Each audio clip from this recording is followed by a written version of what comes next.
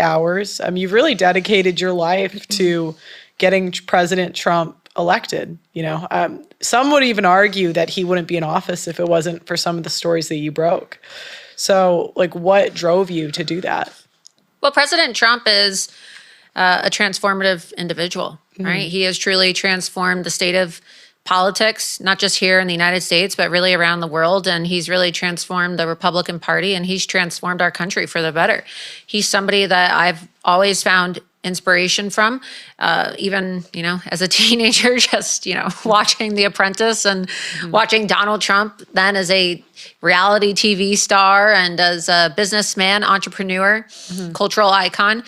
And so when he first announced that he was running for president, or when it was first kind of teased, right, by Barack Hussein Obama that Trump might actually run for president, when he was joking, right? Obama, of course, was joking about it at the White House Correspondents' Dinner. I remember telling everybody, he should totally run. Yeah. I would totally vote for him. And I remember my friends telling me, "Oh, you're crazy. You think that Donald Trump could actually, be president?" Everyone thought he was crazy, And this was when I was in college.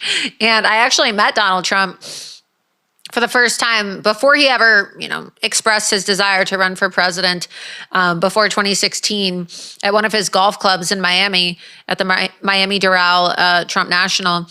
And he was on the golf cart with Melania Trump, and he was standing right next to Tiger Woods. And I had, gone to the golf tournament with a friend of mine, and I was like, "Oh, let's go see if we could see Trump," right? Because I don't really know anything about golf, but I just wanted to see Trump. And we got to see Trump, so it was pretty cool.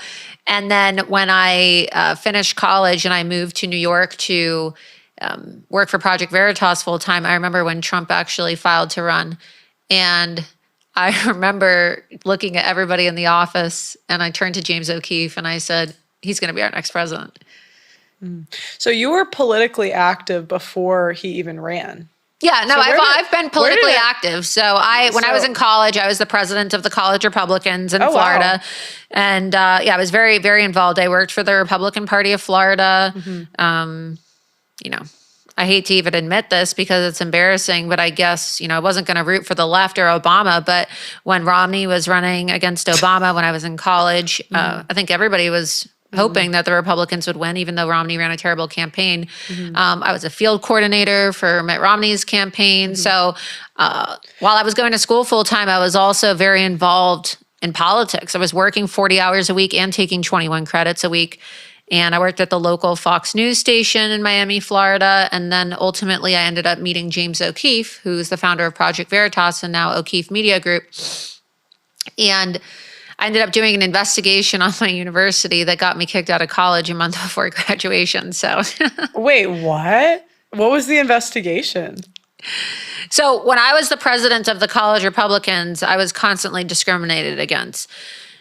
You would have these students that would do the most outrageous things. So at first I did a semester at Mount Holyoke in Massachusetts, which was, a very expensive liberal arts college for women. It was a women's college, and I quickly learned that it wasn't the place for me. I excelled academically. I always had a 4.0. I graduated with a 4.0 GPA from college, but I just couldn't stand the culture. It was way too liberal, and I felt like I had to walk on eggshells, or I was constantly reprimanded or made to feel like I was doing something wrong, right? Didn't have a social life because just felt like nobody liked me because everybody was such a radical liberal, right? Just surrounded by lesbians all day. And I don't hate gay people. It's just wasn't really the college experience I was hoping for. So I transferred after one semester, and I would have had to take a whole gap semester to go to the other schools that I got into, because I got into American University too in DC, and I thought, I'll go to American. And then when I looked at my options, they were like, well, you'd have to start,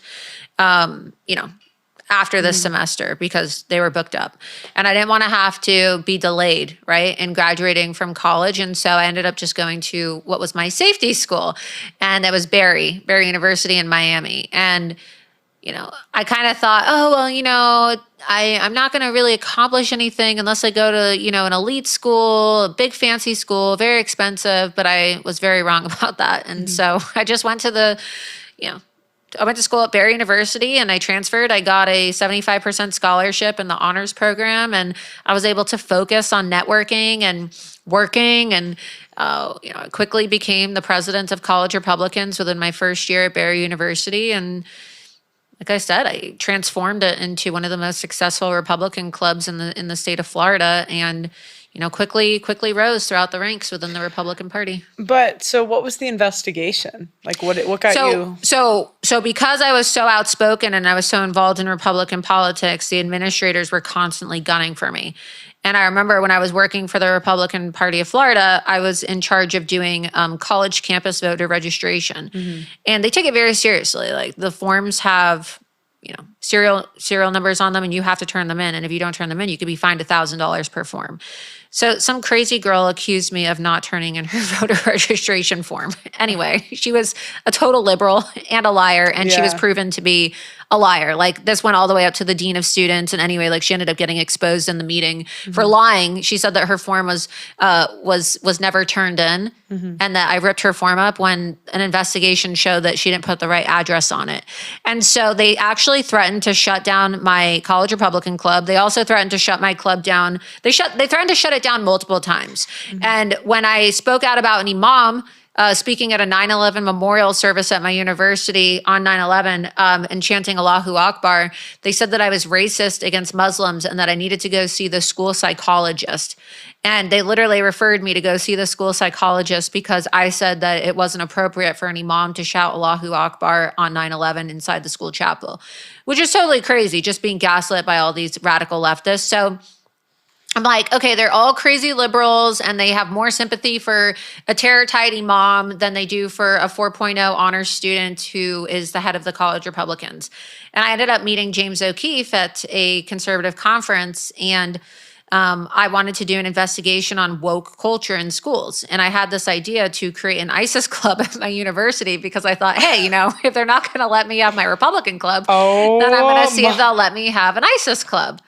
So I literally got the director of the honors program to say that it was okay to create an ISIS club. And I got all the Muslim students, because we had a ton of Muslim students at the university. I got like 20 Muslim students to sign up for my club because they would all just hang out. We had this cafe at my school called the International Cafe, and all these delinquent Saudi kids who were just there because the school had a partnership with the Saudi government, and so all these degenerate Muslim students would come and they wouldn't even like pass their classes. And so long story short, I got a hidden camera and I recorded the administrators, and I was like,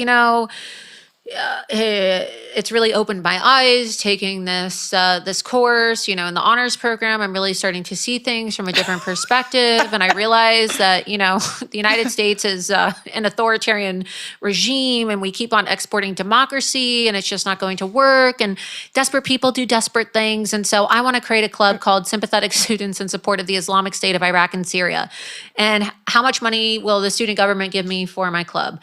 And they said they would give me $500 per month for the club, or something like $500 per month or $500 per semester. Either way, it accumulated to like thousands. And your Republican club was banned. Like they were threatening to shut it down multiple times. They referred me to the dean of students for suspension, and also to have my club completely shut down on 3 different occasions because so many people were gunning for me because I was very outspoken.